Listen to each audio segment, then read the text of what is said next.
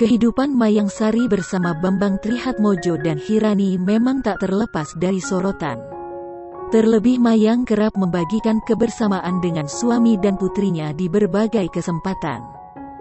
Belum lama ini, wanita asal Purwokerto memamerkan momen keseruan Bambang dan Hirani. Pasalnya, Bambang Trihatmojo mendadak naik saat Hirani mengendarai motor.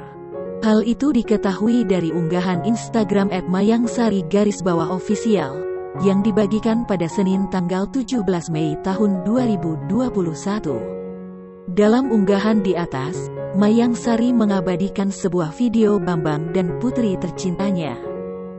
Hirani terlihat kaget saat sang ayah tiba-tiba minta dibonceng. Terlihat Hirani masih ragu mengendarai motor saat sang ayah berada di belakangnya.